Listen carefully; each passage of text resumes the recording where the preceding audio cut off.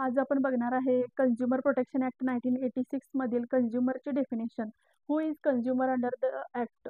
तर consumer protection act सुरुवातीला कशासाठी आला की ग्राहकांना स्पीडी रिड्रेसल मिळण्यासाठी आणि त्यांचे राईट्स प्रोटेक्ट करण्यासाठी हा कायदा इनॅक्ट झालेला आहे. तर त्याच्यामध्ये कंझ्युमरचे डेफिनेशन सेक्शन 2(1)D मध्ये दिलेलं आहे.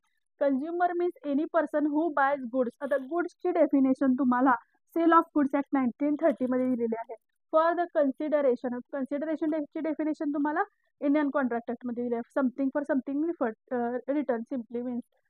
तर any person who buys goods for consideration म्हणजे स्वतःच्या वापरासाठी, स्वतः लाभ घेण्यासाठी आपण एखादी वस्तू खरेदी करतो, तर त्यावेळी आपण त्या वस्तूचे कंझ्युमर होत असतो. तर दुसरी which has been paid or promised. Paid or promised म्हणजे काय, एक तर त्याचे पूर्ण पैसे दिलेले आहेत किंवा प्रॉमिस्ड म्हणजे उधारीवर, क्रेडिटवर जसं आपण सामान घेतो तसं क्रेडिटवर, तर तो पण कंझ्युमरच्या डेफिनेशन मध्ये येतो. और partly paid or partly promised म्हणजे जो म्हणजे थोडं क्रेडिटवर घेतलेलं आहे आणि थोडे पैसे दिलेले आहेत, तो पण या डेफिनेशन मध्ये येतो. And includes any user of such good other than म्हणजे ज्यानं हे गुड्स फॉर कन्सिडरेशन विकत घेतलेलं आहे त्यानं the person who bye such goods for consideration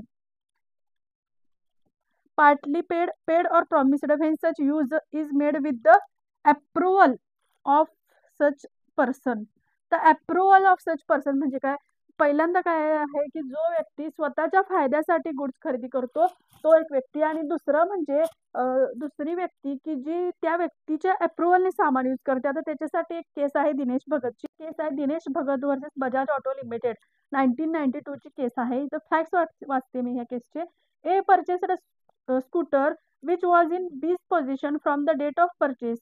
B was using it and taking it to the seller for the repairs and service for the time to time. Later on, B had complaint regarding the scooter. He sued the seller. The seller pleaded that since B did not buy the scooter, he was not the consumer under the act.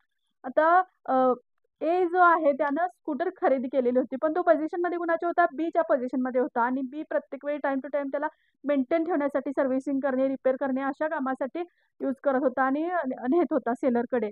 तर ज्यावेळी सेलरने असं म्हणजे बीनं ज्यावेळी दावा दाखल केला, त्याला सूट file केलं, त्यावेळी सेलरनं असं प्लीड केलं की तो काय आमचा परचेसर नाही आहे, प्लीड केलं.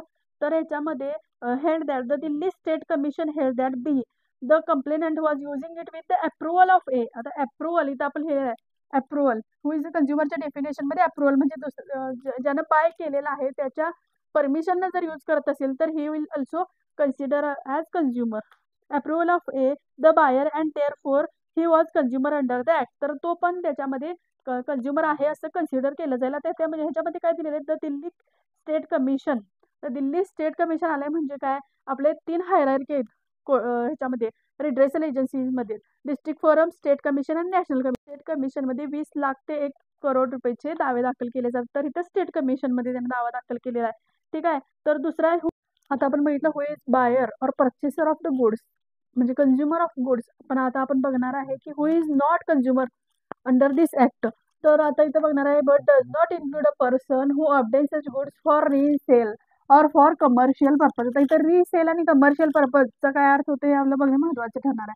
तर रीसेलसाठी म्हणजे समजा तुम्ही आता दिवाळीचा महिना चालू झालाय, तर त्याच्यामध्ये तुम्ही एक 150 बंदुकांचा स्लॉट खरेदी केला आणि त्याच्यानंतर त्याच्यातले तुमचे 25 खराबच निघाले, तर तुम्ही तिथं कंझ्युमर नसता. तुम्ही जो होलसेलर आहे त्याला असं आपण म्हणू शकत नाही की तू आम्हाला ते बदलून दे. पण जर एखादी बंदूक आपल्याकडून कोणतरी जर घेऊन गेलं तर तिथं ते कंझ्युमर असं ठरतात. म्हणजे जे रिसेल करण्यासाठी जे सामान घेतात एकदम, तर ते इथं कंझ्युमर ठरत नाहीत. आणि और फॉर कमर्शियल पर्पज म्हणजे काय हो, आपण समजा एखादी टॅक्सी आपण घेतलेली आहे, स्वतःच्या लिव्हलीहूडसाठी घेतलेली आहे, स्वतः पैसे अर्न करून घर चालवण्यासाठी घेतलेले आहे. पण तेच जर समजा तुम्ही 3-4 टॅक्स्या खरेदी केला आणि त्याच्यावर तुम्ही ड्रायव्हर ठेवले, तर it is for commercial purpose.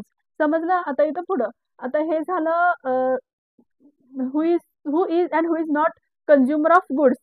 आता आपण बघणार आहे हु हायर एनी. आता इथं आपण एखाद्या सेवेचा लाभ घ्यायला लागलोय, त्यावेळी ते आपण सेवा खरेदी करत नाही, आपण हायर करतोय. म्हणजे थोड्या वेळासाठी भाड्यानं भाड्यानं घेणं असू दे किंवा वेळ घेणं असू दे तसं. फॉर कन्सिडरेशन इज इम्पॉर्टंट, कारण तुम्ही जसं बघताय दोन लोकांमध्ये ज्यावेळी कॉन्ट्रॅक्ट होत असतो त्यावेळी consideration is essentials of contract. मग इथं पण जर तुम्ही कंझ्युमर आहे असं जर स्वतःला कन्सिडर करत असाल तर तुम्हाला त्याचं कन्सिडरेशन द्यावं लागेल. फ्री ऑफ कॉस्ट जर समजा एखाद्या कंपनीकडून तुम्हाला गाडी फ्री ऑफ कॉस्ट मिळालेली असेल, ठीक आहे, गिफ्ट ॲज अ गिफ्ट म्हणून, तर तुम्ही त्या कंपनीचे कंझ्युमर नसता. You are not consumer under the definition. ठीक आहे. आता partly paid or partly promised, आपण जसं गुड्सच्या डेफिनेशन मध्ये बघितलं तसंच. समजा तुमचा एक फ्रेंड ॲडव्होकेट आहे, ठीक आहे, आणि तुम्ही त्याला म्हणला की माझं मनी रिकव्हरीचं सूट आहे आणि तू ते मला करून दे आणि मी तुला त्याच्यानंतर पैसे देतो, जे सूट आहे ते डिस्पोज झाल्यानंतर पैसे देतो. तर आणि दोघांमध्ये तशी ॲग्रीमेंट झाली तर they are also comes under the definition of consumer. पण जर समजा तो ॲडव्होकेट त्यांचा मित्र आहे, म्हणजे एखाद्याचा मित्र आहे आणि त्यानं केस लढतो म्हणून असं जर सांगितलं तर तो कंझ्युमरच्या डेफिनेशनमध्ये येत नाही. आणि इथं असं पण other than the person who hires or avail of the services for consideration or paid or promise असंच पण आहे. म्हणजे बेनिफिशरी ऑफ सच सर्व्हिसेस पण येतोय आणि avail such service approval of the consumer, म्हणजे जो कंझ्युमरच्या अप्रुव्हलनं जो यूज करत असतो तो पण. आणि बेनिफिशरी म्हणजे समजा तुम्ही हॉस्पिटलला एखादी व्यक्ती आपल्या लहान मुलग्याला घेऊन गेलेला आहे, तर ते लहान मुलग्याचं जरी ट्रीटमेंट असलं तरी पण त्याला सोबत घेऊन जाणारी व्यक्ती he comes under the definition of consumer.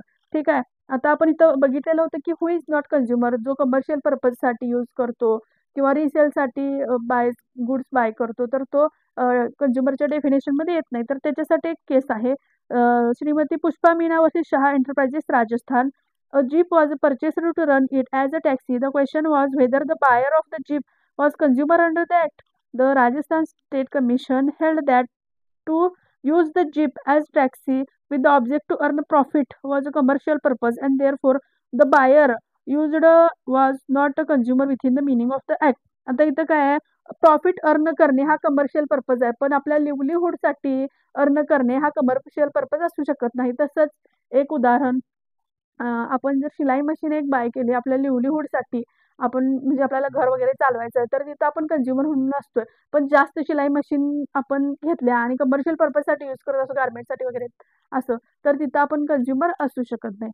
ठीक आहे. It's all about the definition of consumer under consumer protection act 1986.